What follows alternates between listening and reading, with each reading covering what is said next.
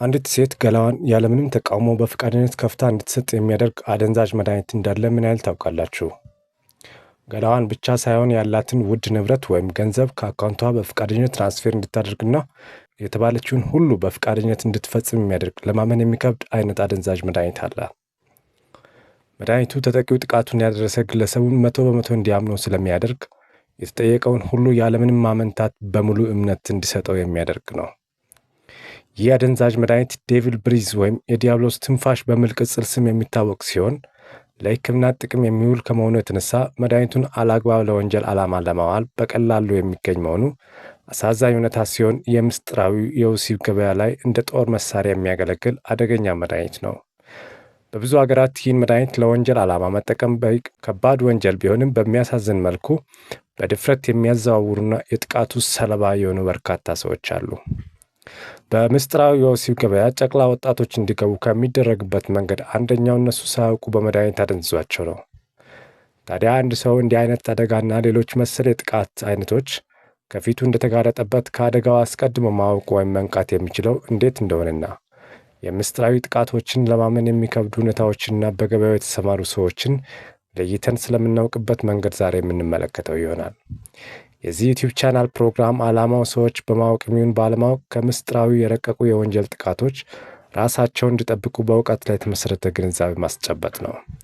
ሰላም፣ እንዴት ናችሁ? ውድ የዮናዳ ሚዲያ ዩቲዩብ ቻናል አድማጮች፣ በዚህ ቻናል የማቀርብላችሁ ስለ ተቃራኒ ጾታ ሳይኮሎጂና ስለ ሰው ልጅ ውስብስብ ባህሪና ምስጢራዊ እውነቶችን በተመለከተ የማቀርብላችሁ ተከታታይ ፕሮግራሞች በየጊዜው ወደ እናንተ እንዲደርሷችሁ ቻናሉን ሳብስክራይብ፣ ላይክ እና ሼር በማድረግና የደወል ምልክቷን በመጫን ቤተሰብ ይሁኑ።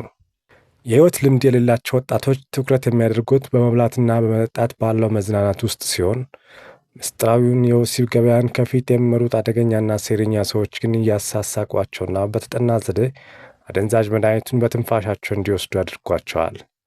ሲጋራ የሚያጨሱ መስለው ጭሱን ሊያቦኑባቸው ይችላሉ፣ ወይም በጥፍራቸው ውስጥ አድርጎ እየነካኳቸው እጃቸውን ወደ አፍንጫቸው ሊያስጠጉ ይችላሉ። በመጨረሻም ተጠቂዎች ራሳቸውን የሚያገኙት ከማን ጋር እንዳደሩ ሳያውቁ የሆነ አልጋ ላይ ብቻቸውን ተኝተው ራሳቸውን ያገኛሉ። በደረሰባቸው ጾታዊ ጥቃት ትንሽ የሚጽናኑት ረብጣ ገንዘብ በአካውንታቸው ሲያገኙ ነው።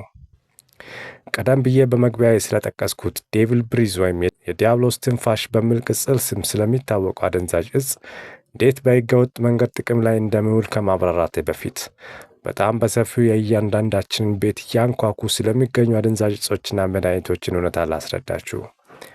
በብዙ ሀገራት በሕግ የተከለከሉ እንደ ኮካይንና ማሪዋና የመሳሰሉ እጾች በጥቁር ገበያ በሕገወጥ ዝውውር የሚገኙ ቢሆኑም ዋጋቸውም ውድ ስለሆነ በድሃ ሀገራት የሚጠቀሙት ውስን እንደሆኑ ይነገራል።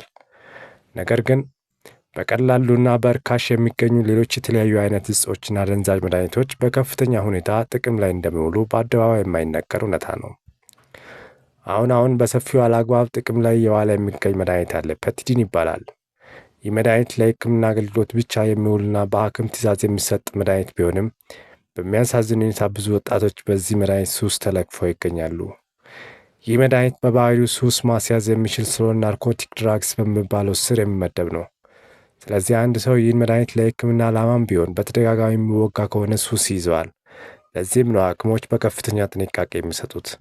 ከዓመታት በፊት የዚህ መድኃኒት ሱስ ተጠቂዎች ስለ መድኃኒት ምንነት ጠንቅቀው የሚያውቁ ራሳቸው የሕክምና ባለሙያዎች እንደሆኑ የሚነገር ቢሆንም አሁን ላይ ግን ከዘርፉ ውጭ ባሉ ሰዎችም በሰፊው ተሰራጭቶ ይገኛል። ይህ መድኃኒት በመርፌ የሚሰጥ ስለሆነ በመጠጥ ሞቅ ብለው ወይም ሰክረው እያሉ ከፍተኛ ደስታ ይሰጣል በሚል አጓጊ ትርክት በድፍረት እንዲወጉ አድርጓቸዋል።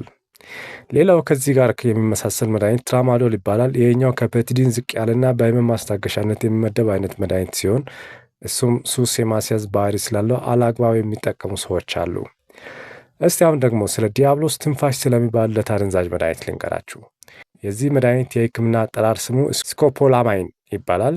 ለሕክምና ጥቅም ላይ ከሚውልባቸው አገልግሎቶች መካከል አንዱ ሞሽን ሲክነስ ተብሎ ለሚጠራ የበሽታ አይነት በተመጣጠነ ዶስ በሐኪም ትዕዛዝ ብቻ የሚሰጥ መድኃኒት ነው። ነገር ግን በምስጢራዊ የወሲብና የጥቁር ገበያን ከፊት የሚመሩ አደገኛ ሰዎች ይህን መድኃኒት ለራሳቸው የወንጀል ዓላማ ጥቅም ላይ እያዋሉት ይገኛሉ። የዚህ መድኃኒት አሳሳቢነቱ የአንድ ሀገር ብቻ ሳይሆን በመላው ዓለም ስጋት የደቀነ የወንጀል ድርጊት ነው። ስለ መድኃኒቱ ባህሪ ሳስረዳችሁ የዲያብሎስ ትንፋሽ የተባለው በምን ምክንያት እንደሆነ ትረዳላችሁ። አንደኛው የራስን ፍቃድ ያሳጣል። ምን ማለት ነው መሰላችሁ? መድኃኒቱን የወሰደ ሰው የሌላ ሰው ትዕዛዝ ፈጻሚ እንጂ የራሱን ፍላጎትና ራሱን የሚከላከልበትን ባህሪውን በትንሹ እስከ 30 ደቂቃ ያጣል። አድርግ የተባለውን ሁሉ ያደርጋል። በአንገቴ ላይ ያለውን ሀብል ስጠኝ ከተባለም ያለምንም መጠራጠርና ያለምንም ተቃውሞ በፈቃደኝነት አውጥቶ ይሰጣል። ከአካውንት ያለን ገንዘብ ትራንስፌር አድርግልኝ ከተባለም ያደርጋል። ተጠቂዋ ሴት ከሆነችና አጥቂው ወሲብ መፈጸም ከፈለገ ባለትዳር ሆነች፣ ሃይማኖተኛ ሆነች፣ ለሰከንድ እምቢ ሳትለው ገላዋን በፈቃደኝነት አሳልፋ ትሰጣለች። ይህን መድኃኒት የወሰደ ሰው ለምን፣ እንዴት ብሎ ፈጽሞ መጠየቅ አይችልም። ሁለተኛው የማስታወስ ችሎታ ያሳጣል። ለዚህም ነው መድኃኒቱን የወሰዱ ሰዎች ነገሮችን ያለማመዛዘን የተባለውን ሁሉ የሚያደርጉት። በጣም የሚገርመው ይህን ሁሉ ሲያደርግ ንቁ ሰው ሆኖ ስለምታይ ድርጊቱን የሚፈጽመው እንደ ማንኛውም ንቁ ሰው መስሎ ነው። ታዲያ ከሁሉም በላይ ከሚያሳዝነው ጥቃቱ የደረሰበት ግለሰብ ሁሉም ነገሮች ከተፈጸሙ በኋላ ወደ ንቃተ ህሊናው ሲመለስ ምን እንደተፈጸመበትና ማን እንደፈጸመበት ማስታወስ ያቅተዋል። በአንገቱ ላይ ያለውን ሀብል አለመኖሩን ሲመለከት ማን እንደወሰደበትና እንዴት እንዳጣ ግራ ይገባዋል። ወሲብ የፈጸመችውን ከማን ጋር እንደፈጸመች ማስታወስ አትችልም። ስለዚህ ተጎጂዎች ለፖሊስ ሪፖርት ሲያደርጉ የተሟላ መረጃ ለመስጠት ይቸገራሉ። ይህም ለወንጀለኞች ምቹ ሁኔታ እንደሚፈጥርላቸው ይነገራል። እንዲህ ሲባል መድኃኒቱ ለሕክምና አገልግሎት ሲውልም እንዲህ ያደርጋል ማለት አይደለም። ምክንያቱም ለበሽታው የተመጠነ ዶዝ በሐኪም ትዕዛዝ ስለሚሰጥ ታካሚ የሚወስደው መጠን ለዚህ አደጋ አይጋብዝም። ይህን መድኃኒት ለወንጀል ዓላማ ጥቅም ላይ የሚያውሉት ለተጠቂው መድኃኒቱን በተለያዩ ዘዴዎች ነው የሚሰጧቸው። ለምሳሌ በምግብ ወይም በመጠጥ ውስጥ አድርገው በድብቅ ሊሰጡ ይችላሉ። አሊያም ደግሞ በሲጋራ ውስጥ አድርገው ሊሰጡ ይችላሉ። ሌላው ደግሞ በጥፍራቸው ውስጥ ወይም በእጃቸው ቀብተው በተጠና ቴክኒክ በትንፋሽ እንዲወስዱ ሊያደርጉ ይችላሉ። ታዲያ አንድ ሰው ይህ አደጋ እንደተጋረጠበት እንዴት ሊያውቅ ይችላል? መንገድ ላይ ወይም ታክሲ ውስጥ ይሁን ከዚህ በፊት በጭራሽ የማታውቁት ሰው እንደ ቅርብ ወዳጃችሁ መስሎ በከፍተኛ ፈገግታና ሞቅ ባለ ሰላም ስሜት ሰላም ታሰጥ ሰላም አለማለት ነው። የእኛ ሰው ብዙ ጊዜ በይሉኝታ የዚህ ጥቃት ሰለባ ይሆናል። ወይም ደግሞ የግለሰቡ አኳኋን ከዚህ በፊት ከግለሰቡ ጋር እንደሚተዋወቁ ስለሚመስል የረሱት መስሏቸው ወጥመድ ውስጥ ሰተት ብሎ ይገባሉ። ስለዚህ አንደኛው መከላከያ መንገድ የማታውቁት ሰው እጅ የሰውነት ክፍላችሁ እንዲነካ አለመፍቀድ ነው። በተለይ እጁ ወደ አፍንጫችሁና አፋችሁ እንዳይጠጋ መከላከል ያስፈልጋል። ሁለተኛው ወጣቶች በጀማ ለመዝናናት እርስ በርስ ተሰብስበው እየበሉና እየጠጡ መዝናናት የተለመደ ባህል ነው። በዚህ መሃል አንዳንዴ እንግዳ ሰዎች ይቀላቀላሉ። ይህ ሰው ከጀማው መሃል የአንዱ ጓደኛ ስለሆነ በእሱ አማካኝነት ተጋብዞ የተቀላቀለ ሊሆን ይችላል። የሰው ልጅ እርስ በርስ ከተለያዩ ሰዎች ጋር የሚተዋወቅበት አንዱ መንገድ በጓደኛ አማካኝነት እንደሆነ ይታወቃል። ይህ ሂደት ክፋት የሌለው ቢሆንም አደገኛ ሰዎችም ወደ ህይወታችን የሚገቡት በዚህ ማህበራዊና ተፈጥሯዊ የግንኙነት መስመር ነው።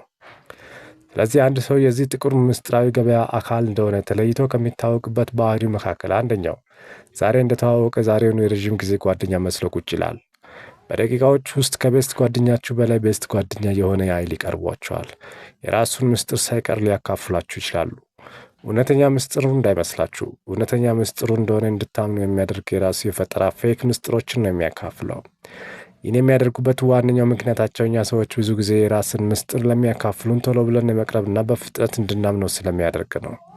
ከዚህ በኋላ ከጀማው ነጥሏችሁ ያገኛችሁ ቀን ምስጢራዊ ዓላማውን ይፈጽማል። ወይም ደግሞ በዛው ዕለትም በአንዳች ስውር ቴክኒክ መድኃኒቱን ሊሰጣችሁ ይችላሉ። ሌላው እነዚህ ሰዎች ተለይተው የሚታወቁበት መንገድ ለጀማው እንግዳ ከሆኑ በዛው ቀን ሁሉንም ሰው በንቃት ይከታተላሉ። ለምሳሌ ከአንዱ ጋር እያወራ ሌላኛው ከጓደኛው ጋር የሚያወራውን እኩል የማዳመጥና መልስ የመስጠት አባዜ ያለባቸው። ይህም ለጥቃታቸው የሚፈልጉትን ሰው ለመምረጥ የሚጠቀሙበት ዘዴ ነው። የምርጫቸው ኳሊቲ ደግሞ ውበትና ገንዘብ ነው። ውበትን በመልክ መለየት ቀላል ቢሆንም ሀብት ያላቸውን ከስብስቡ ወይም ከጀማው ለይቶ ለማወቅ ንግግራቸውንና አኳኋናቸውን በንቃት ይከታተላሉ። በአጠቃላይ በጣም ፈጣንና ንቁ ናቸው። በእርግጥ አንዳንድ ሰዎች በባህሪያቸው ሰዎችን ቶሎ የመግባባት ተፈጥሯዊ ባህሪ ያላቸው የዋህ ሰዎች እንዳሉ ይታወቃል። ስለዚህ እንደዚህ አይነት ሰዎች ስላሉ ተብሎ ሁሉም የዋህ ነው ብሎ ማሰብ ሞኝነት ስለሆነ እውነታውን በጊዜ ሂደት እስክታረጋግጡ ጠርጠሩና ራሳችሁን መጠበቅ ክፋት የለውም። ሌላው ደግሞ እነዚህ አደገኛ ሰዎች ተለይተው ከሚታወቁበት ነገሮች መካከል ሌላኛው ስልካቸው ረፍት የለውም። 1000 ጊዜ ይደወልላቸዋል። አንዱንም አጠገባችሁ አያነሱም። ወጥተው ያናግራሉ ወይም አያነሱም። አብዛኛው የሚደወልላቸው ስልክ ደግሞ ሴቭ ያልተደረገ ስልክ ቁጥር ነው። እነዚህን ሰዎች ከጠረጠራችሁና ጥርጣሬያችሁን ከፍ ሊያደርግ የሚችል አንድ ዘዴ ልንገራችሁ።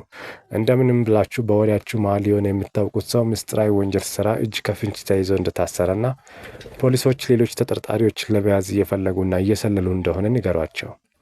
ይህን ሲሰሙ ክፉኛ ሲደነግጡና ሲረበሹ ስሜታቸውን በግልጽ ታያላችሁ። በተለይ ማን እንደሆነ ለማወቅ ደጋግሞ ይጠይቋቸዋል። ከቻላችሁ ለጥያቄያቸው ምላሽ ከመስጠት ይልቅ በሰበብ አስባብ ጥያቄያቸውን በቸልታ አለፉ ወይም ማንነቱን ለመናገር እንደማትፈልጉ ንገሯቸው። ብዙም ሳይቆይ ስልክ ለመደወል ወደ ውጭ ሺህ ጊዜ ሲወጣና ነፍሱ ሲረበሽ ታያላችሁ።